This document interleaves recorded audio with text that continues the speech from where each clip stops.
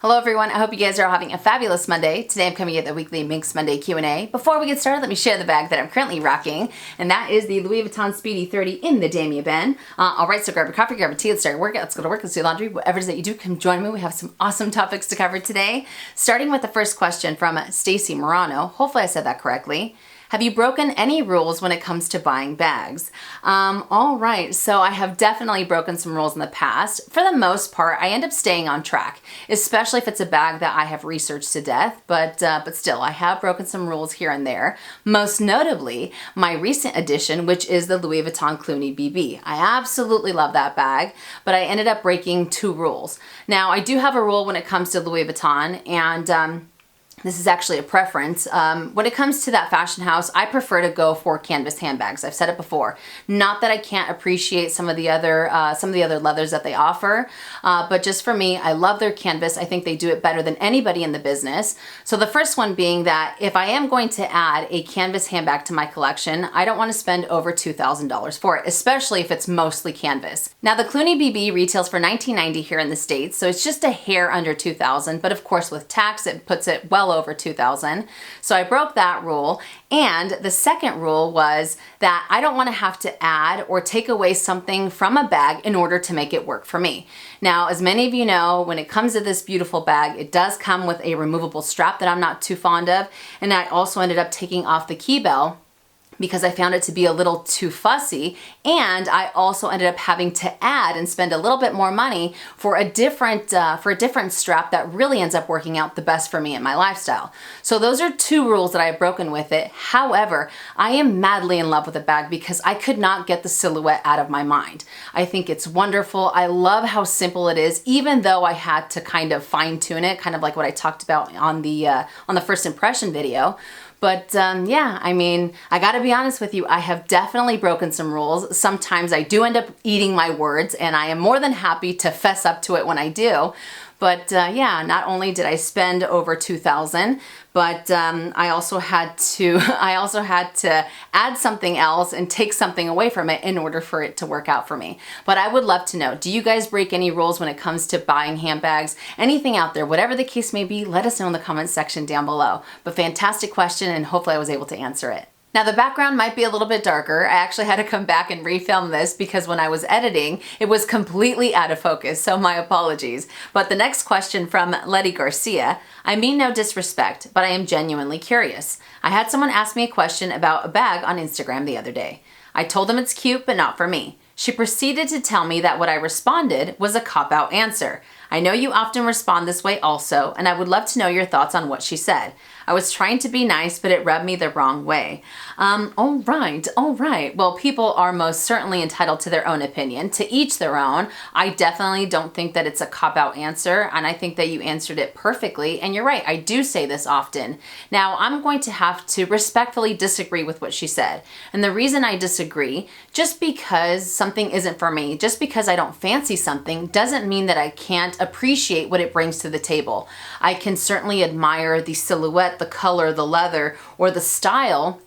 And even though it's not for me, I can still see the beauty in it, you know, especially because there's so many things out there that I think that are beautiful, but when push comes to shove, I'm like, it doesn't really end up working out for my lifestyle, or I don't really like the way that it, you know, kind of hangs on me because of my torso, or because I'm a little bit shorter, or whatever the case may be, but I think it might look fantastic on this other person, or it might look fantastic on that other person, you know?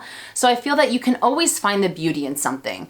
And I'm also not the type of person to answer just because. Like when someone asks you a question and you say, well, I don't like it because I said so, because I said so. Okay, well, why? Because I said so. You know, I don't think that that's really an answer. I think that you can see both aspects, and even though something isn't for you, you can definitely appreciate it. You can definitely find the beauty, and you can kind of see where that person is coming from, but it doesn't necessarily have to jive with the things that you end up liking, you know? But I don't know, call me crazy, but ultimately, we don't need anybody's approval when it comes to anything that we decide to spend our money on, whether it's a handbag, small leather goods, shoes, what have you, whatever the case may be. We don't need Billy Bob's approval. We don't need Sally Sue's approval, because ultimately we're going to be the ones that are using the item. And if it speaks to us, if it makes our heart sing, that's all that matters, you know. But to each their own. It's all a matter of whatever ends up working out for that person. Someone might think that that's a cop out as well. I don't see it that way, but you know, everyone is entitled to their own opinions, you know. But I feel that you can end up appreciating, you can find the beauty in something, even if it doesn't necessarily work out for you or for your lifestyle, but it looks fabulous and it works out fantastic for this other person, you know. But I would love to hear your guys' thoughts. What do you think? But fantastic question, and hopefully I was able to answer it. Next question from Lemony Mango. Is it normal for Louis Vuitton to ask for your card info before they even have the bag in question? Just not sure if that's a normal practice. This is an awesome question, and personally, I don't believe I've had to in the past. They've waited for the item to come in, but it's also been a really long time since I've requested something. And from what I was told from one of my sales associates, you guys might have heard something different, but they started to ask people for their credit card information once they kind of changed the system, like as far as like wait lists go and things like that. They started to ask people for their credit card information in a sense to kind of secure that item with that client. Because in the past, people would end up requesting handbags, small leather goods, ready to wear, or whatever the case may be. They'd request a lot of items, and once those items would come in, the client would either completely forget about what it is that they had requested, or they'd say, oh, you know what, I'm not interested. So it ended up causing a lot more overstock for the boutique, and it was a little bit more of a headache. So by them asking for your credit card information, like I said, it kind of secures the item with the boutique, with that person. You can, of course, always change your mind. You can always ask for a refund, or you can say, you know what, I'm not interested in it. But I don't know, I guess it's kind of a way of just seeing how serious the person is about that item. I don't know, I could be wrong, but like I said, you guys might have heard something different. And it's kind of crazy, because she said that they were actually spending a lot more money when it came to shipping between boutiques, because they had so many items at this location, whereas this location really needed it. I don't know. But like I said before, it's been a long time since I have requested something, so it might have changed. Again, you guys might have heard something different, but I would love to know your guys' thoughts on this, or if you have heard something different, let us know in the comment section down below, because I kind of understand it from a business standpoint. I also understand it from a consumer standpoint, because it can be kind of an inconvenience, especially if it takes like a month or 2 months or whatever, you know, however long for you to get that item. It's kind of like your funds are tied up.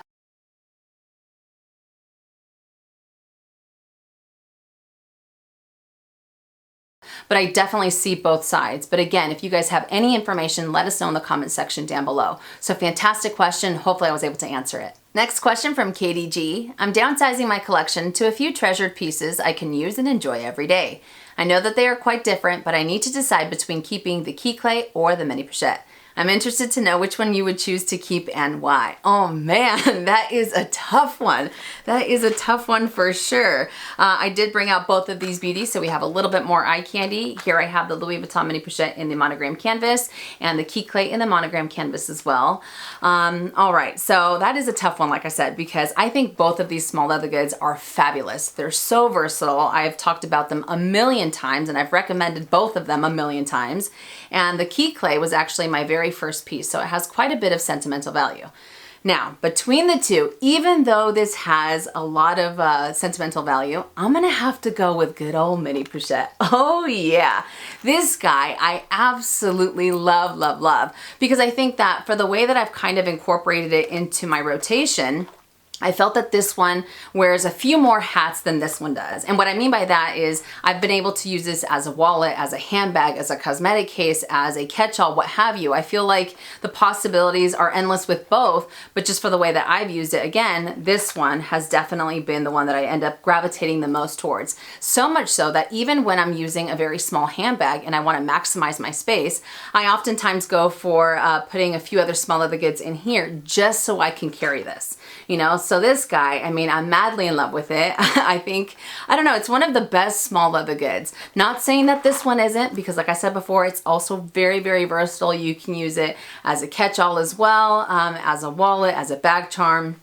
But just for myself, It's gotta be this guy. It's gotta be this guy for sure. So I don't know if this is helpful, but I would love to know if you had to choose between the two, which one would you guys end up going for? But good luck deciding. And again, hopefully I was able to help. Fantastic question. Next question from Alita R. Hopefully I said that correctly. Love watching your videos. Your positivity is rubbing off on me, so thanks for that. I don't buy luxe or even like most of it. I like contemporary. However, I am still glued to your channel.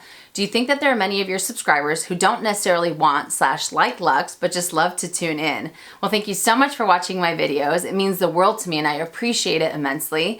But I don't know. It would be really interesting to find out like the percentage of people who do own luxury goods and watch my channel and people that don't own luxury goods and watch my channel. But regardless, whether you own them or not, I am super thankful for each and every one of you and hanging out with me every day or every Monday or whatever day that I end up uploading, because I love you guys to death, you know, and I'm a little bit crazy. I'm kind of all over the place, but I will always try to give as much information as possible. But I also know exactly what you're talking about, because there are a few channels out there that I have zero interest in buying whatever it is that they're talking about or taking up the hobby that they end up showing on their channel, but I am still glued to their channel, whether it's because of their laugh that makes me laugh or the energy that they put out there, whatever the case may be. I often end up watching other channels that I'm like, oh yeah, I really don't have a desire to crochet. I really don't have a desire to do this, that, or the other, but I just love their personality, you know? So I would love to know, are there channels out there or are there things out there that you enjoy,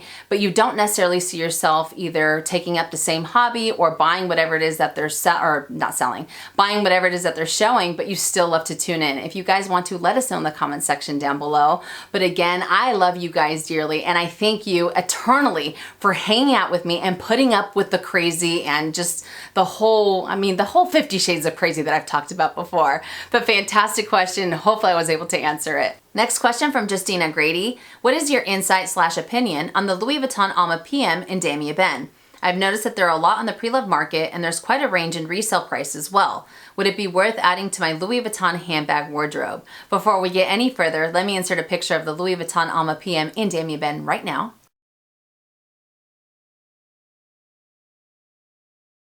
I absolutely love this bag. I think it's so incredibly beautiful and it's classic, it's timeless, it's stylish, it's carefree, it has a ton of history, and of course it has that gorgeous red interior.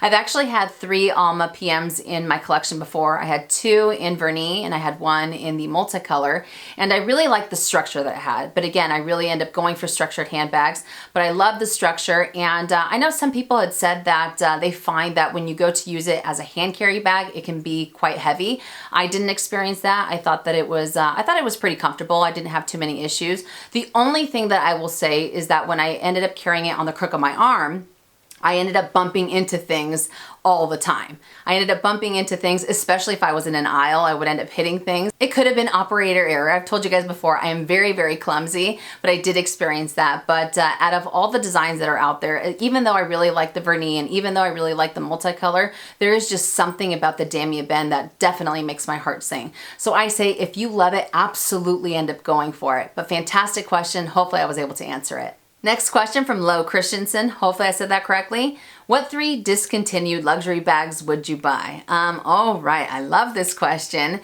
And there have been many beauties that have since been discontinued that I've often thought about adding to my collection. But when push comes to shove, I don't end up going for them except for one. There's one that I'm gonna share with you that I have gone back and forth with a million times, and I will get to it in just a second. But the first one, I'm gonna have to go with the Louis Vuitton Cabo Alto.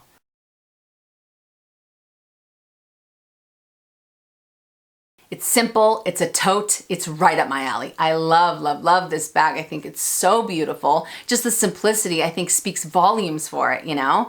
And I think they also had a smaller one, if I'm not mistaken. But I love the Cabos, just the entire silhouette. I think it's wonderful. I think it's absolutely wonderful. The second one is the Chanel Cambon tote.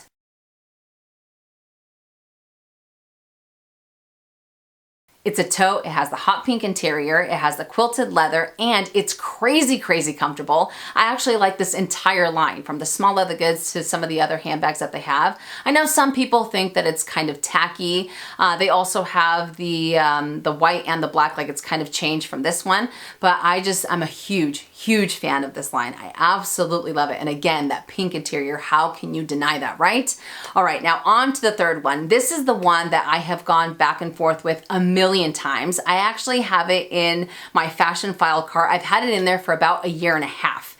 It's not even necessarily on the wish list. It's still kind of, like I said, I'm still kind of back and forth. So it's not necessarily a wish list bag, but it's one that I don't know, I lust after, but I don't necessarily go for it. And I am talking about the Fendi Spy bag.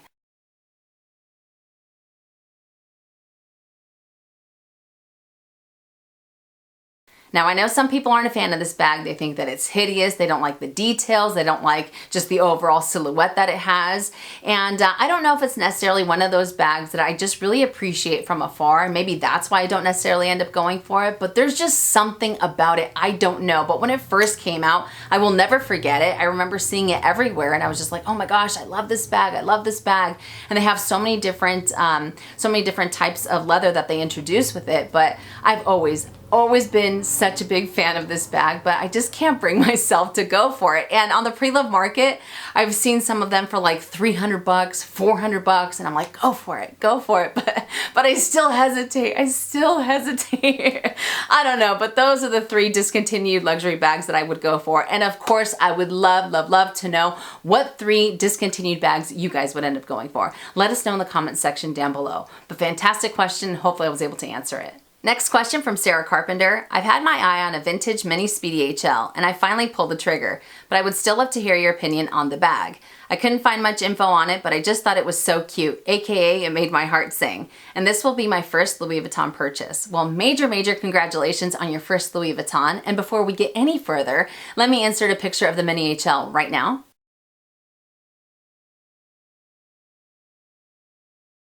You have no idea how much I love this bag. I think it is so incredibly cute. It's like a super micro mini Speedy, and I'm a huge fan of the Speedy, you know, so I think it's super adorable, and it actually fits a lot more than people might think. I've seen a few different Instagram posts. I've also seen a few different YouTube videos where they kind of show their bag spill, and it fits anywhere from like 2 or 3 small leather goods like card holders and key Cles, plus lipsticks, their keys, and a few other things. So it's very deceiving. You know, it's a lot bigger than people might think.